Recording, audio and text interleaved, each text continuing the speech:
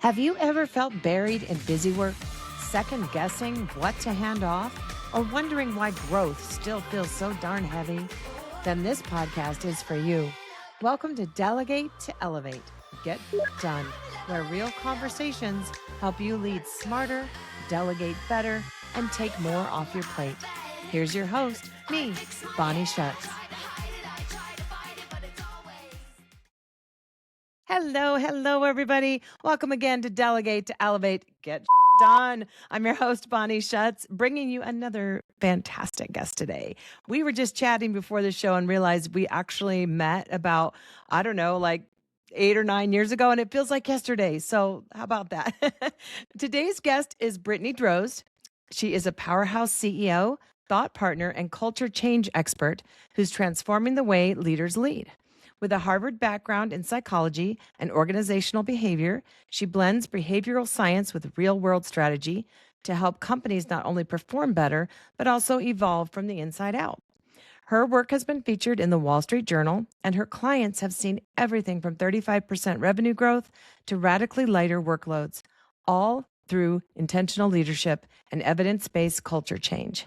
If you're ready for honest conversations and transformation, leadership, and real results, Brittany is the voice you want to stick around and hear. Hi, Brittany. Hi, Bonnie. Thank you so much for having me. Absolutely. When I was looking for guests on the podcast, I was like, why on earth have I not reached out to Brittany? I've known you for some time now, and you do amazing things. So I'm glad you're here, Thank you. and let's get into it. So, again, like we were chatting beforehand, you mentioned something rather newish in your life within at least the last 4 years that you start working with your spouse. I love talking about that. Tell me what that's been like for you and if you delegate to each other certain parts of the work. Yeah.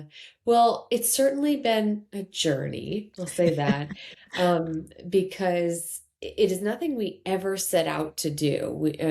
He's a physician.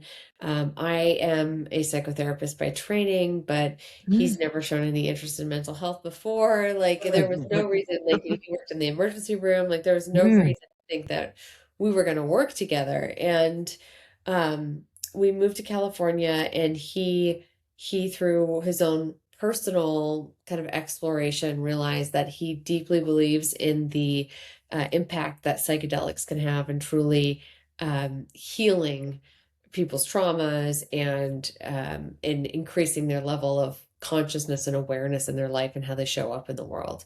Mhm. And because I love entrepreneurship and starting businesses and believe Yep. if you're truly motivated, you can create a really successful organization. And I said, let's go for it. If this is what you believe, he was getting burnt out on the ER and the old way of medicine. So, well, Right. let's do it. And then I naively thought, yeah, just like tell him he can do it and he will go. But it turns out that people need help with this stuff. And, you think I would Yeah. know better because I've been coaching entrepreneurs for about, I don't know, 15 years. Right. It's different Awesome. when you think about your spouse. Mhm. I would say, like, I had this really high bar for him, this high Sure. standard I expected. Um, and and entrepreneurship is not natural for him. And I think that's so Right. interesting because I see him take initiative in so many things, and I see him have a lot of confidence. He's a great doctor. He is great in the ER, which a lot of people would be terrible in that kind Oh, of right. exercise. But when it came to something that I would say is like less chaotic, it was interesting. I wasn't like sure how to proceed. And then I realized, oh wow, this is actually like a skill set or a knowledge base I've been growing and studying and Yeah. learning about and like, for years and years and he needed help. And so naturally I started helping him.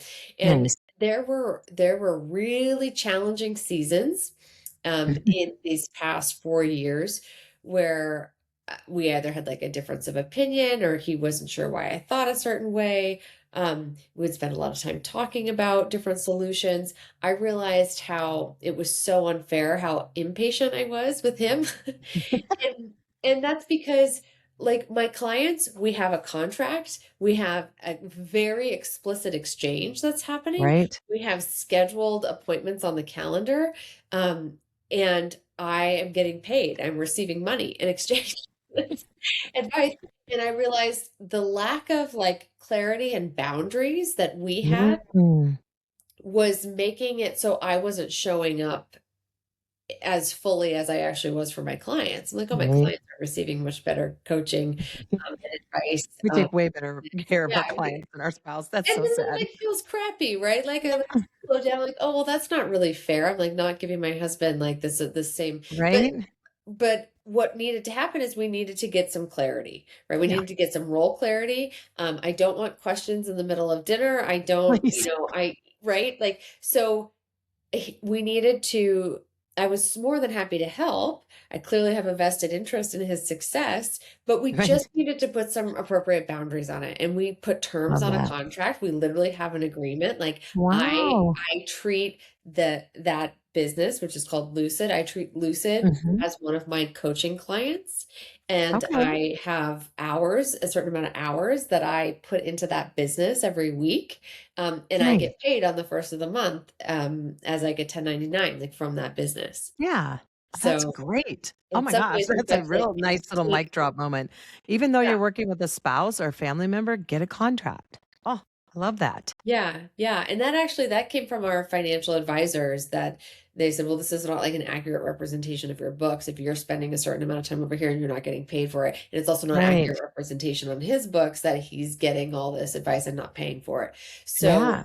so we did that for a better representation of how our businesses were truly performing. Yeah. But it Now, how good ultimately is he was he at receiving your support once you got that all figured out? well, Well, we're gonna throw him um, under the bus. yeah. Sorry, Remy. Yeah, we're not throwing you under the bus, but I'm going to give you the Oh, truth because you're my girl. So, the truth is that's that right. it's not always easy to receive because you have a dynamic relationship, and so it was also really challenging for me to see him in this place of like not knowing, or in some ways that looked like floundering. I'm like, what are you doing? Like, just do the thing, you know? But Yeah, just that's not super sexy. Like, right. so this is my partner, right? And I'm like, why aren't you doing X, Y, and Z? Like, why don't you know? And that I had to realize I was asking him to be something, or I was expecting him to just figure this out. And it came from a place of me believing he's super smart and capable. And then, he should just figure this out. When he didn't, I didn't give a lot of compassion and Right. patience. And then I needed to stop and realize, hey, that's not totally fair. Imagine if he asked me to be a doctor overnight and I like Right. totally messed it up, right? Like, which would happen. And that's not fair. And so I think once I stopped and realized, oh, I need to give this a little bit more space. And I need to give proper like guidance with like a dose of love there, too. Like Yeah. as I would to any of my clients and maybe a little extra, right? Because I Yes. care about him. I want him to Because you have really to spend the sleep. evening with him. Yeah. Yeah. Yeah. Oh Exactly. my. 'Cause he knows where I sleep at night. So He knows where to find you. Yeah, that's for sure. No, I've had a couple of couples on the show, like, together, oh really? and, I'm like, "Maybe I need to talk to them separately to get the real juice," right? Yes, absolutely. Oh, Um, it's yeah, I can totally relate to what you're talking about, having, brought my husband into my business when he has a full-time job too, so it's a learning curve. And yeah. it's a lessons learned for both of us, but I love the idea of a contract. I mean, I that never even occurred to me. He's my husband, why do I need a contract? But he's doing work for me, so he literally should have a contract with maybe a different different payout in the end, I guess. Sure. Yeah, Yeah, yeah, you can definitely figure awesome. that So I love that. So when you two found your rhythm and your cadence and your contract, how's that been so far? And what have you done? Have you got a big staff, and what have you delegated so far? out. I'll answer those questions. I'll break them apart. Yeah. So the thing that has helped us um, be successful in this together, because I think we both want to be in charge. Yes. I relate to That's that. hard. Um, but we have separated out where he is in charge of the clinical care that happens in the medical office.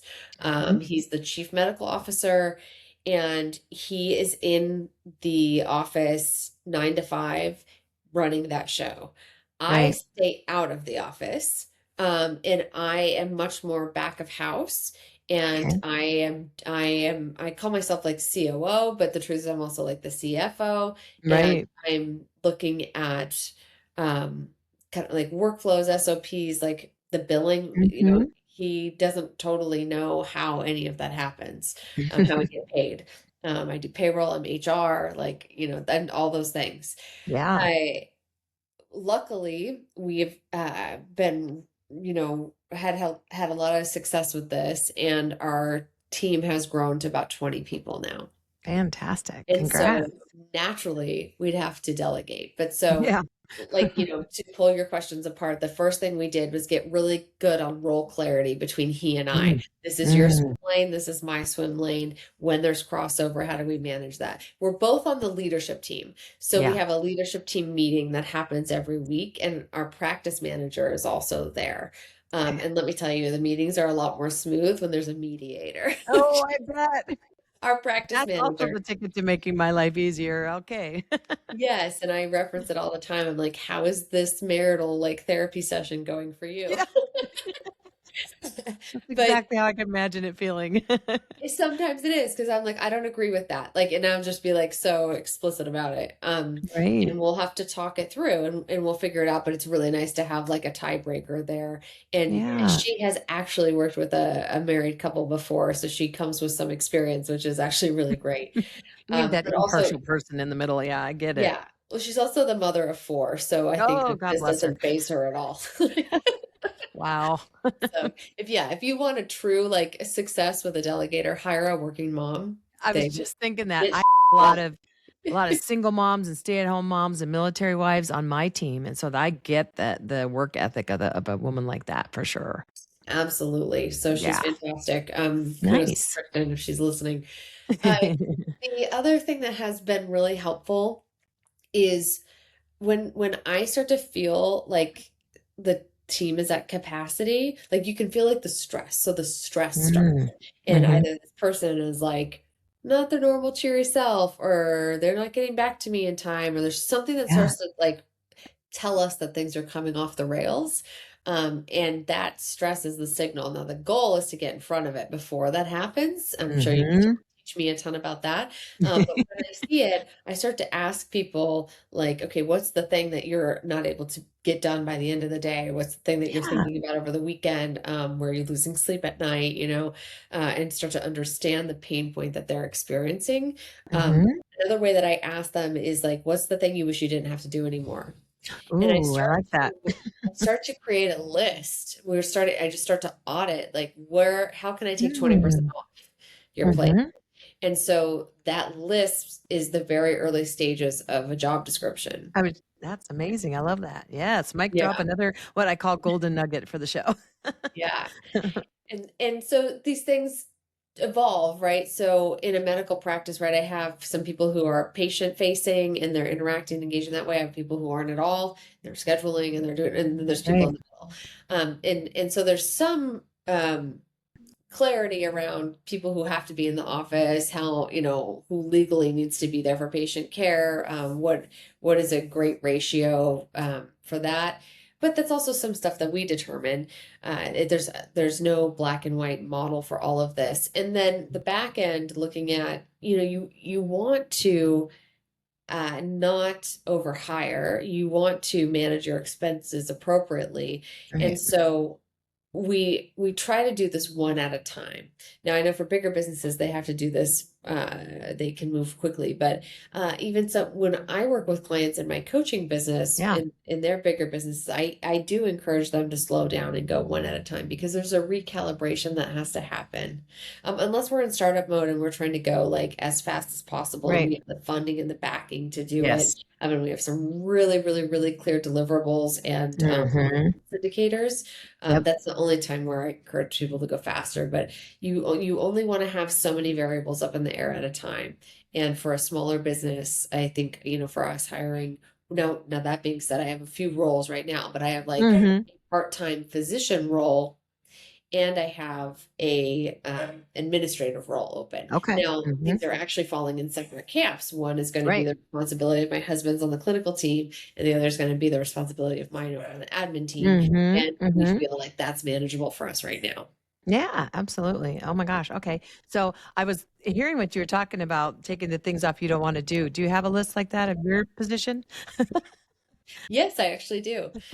And I totally keep one for myself, and I find Good. it's the thing that's like piling up that I like Yeah, save. that you keep saying it falls Yeah. down the priority list every day. You're Yeah. like, you're changing the to-do list and you're like, oh, next week. Yep.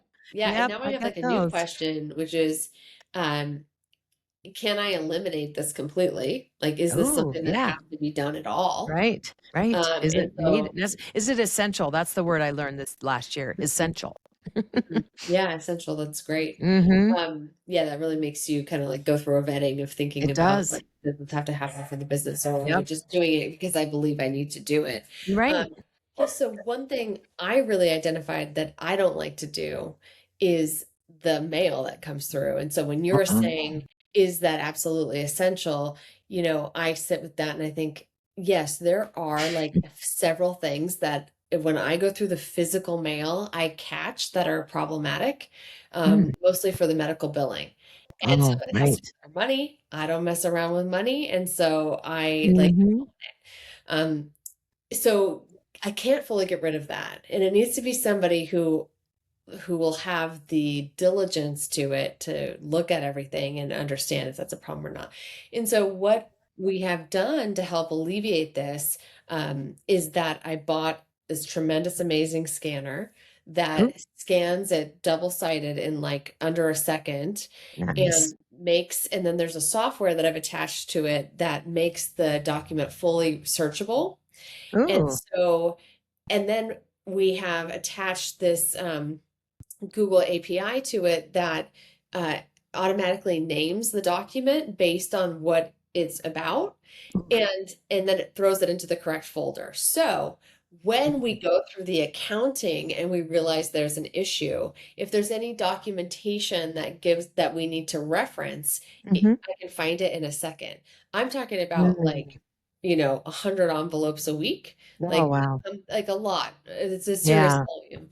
And so this is incredibly helpful, because I can't eliminate this task, but I Right. have automated a serious portion of it and cut Yes. down on the time. Or you Um, can think of it as you delegated to a piece of tech. exactly. I love Exactly. that. Yeah. Yeah. Yeah. Okay. Yeah. Perfect. So Awesome. that's Okay. helps, looking at it that way.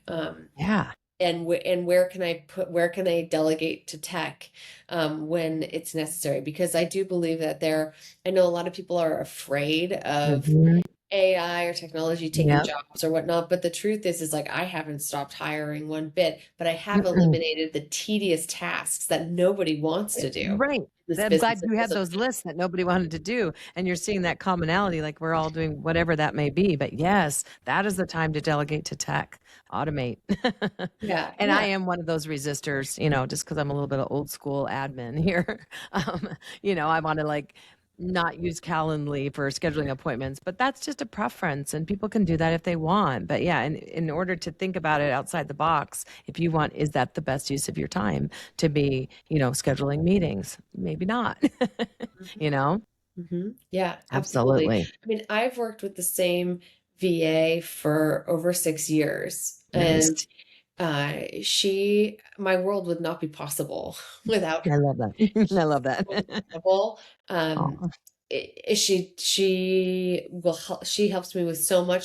She understands what I need to do to prepare for things moving forward. Like we've gotten to know each other so well, she can complete my thought before I've even asked her to do something. She that is like knows. somebody that is in the pocket. That is so awesome.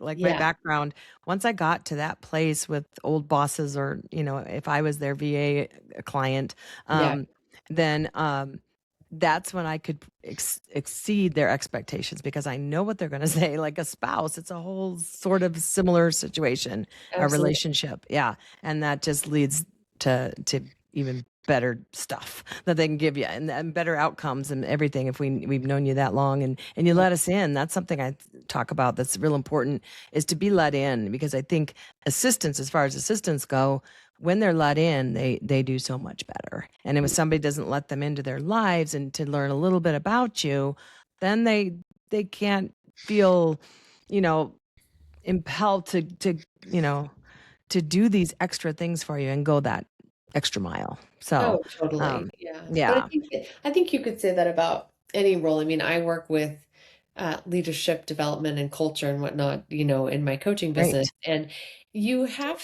there has to be trust. Yes. And I hear that that's kind of what you're saying, right? Yep. And you, unfortunately or fortunately, you got to lead with trust. So I have to give you some trust before you've like earned it, but Yes. that is how this works. And so like if you're in the position where you need help, then you've got to put a little bit of trust out there first. A little bit of And a trust fall. Yeah. yeah. And what's so interesting is we've gone through so many assistants with my husband, Oof. and the issue, it's not that he like, well, I think he doesn't have enough of the experience to like trust, Yep. and I think he doesn't have the structure. And Mm. so one thing I know that really helps me, because I use this all the time with new team members, Yeah. um, I I have structure for how much I trust until I prove it, and then I can Ooh. expand it, and then I prove it, and then I expand it, and Ooh. so there's like there's got to be a follow-up accountability, a Yes. process that allows you to prove to yourself and to them that they were successful in Yeah. whatever task you gave them or whatever the role is. And then you guys sit down and you reflect on that together. I gave you ABC, you completed ABC, and you met my expectations, didn't, or exceeded them. Here's Yes. that feedback. Here's what I want you to do for D, E, and F. And I then we love come that back. structure. Here's the E and F. Here's this. How did we Yeah. do? Okay, so actually it's getting better. So I'm going to give you a little bit more trust. Yeah. Where were you during my corporate days? Just saying.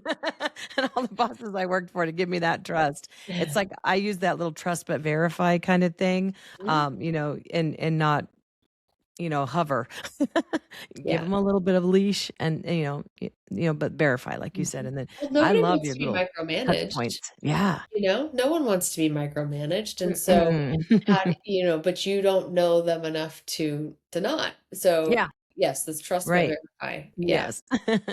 That's great. So do you have any stories of any hires or delegatees that have gone awry? I always love these juicy stories. You don't have to name names.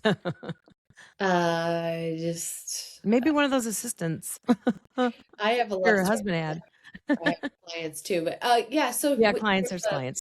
yeah, I'll tell a lucid story. So Okay. we had somebody who started as an assistant, and um, very basic tasks, and she seemed to be doing a pretty good job there, um, responding to emails, like organizing Yeah. email arbitrage, and then Yeah. um scheduling appointments for my husband, and like he's the bottleneck in a lot of things, Gotcha. and not in a bad way. Right. He's needed in a ton of processes, and so Yep. we have to make him as efficient as possible. And um and then we were expanding the role because we were verifying the trust, and she was Mhm. earning it, and we were expanding.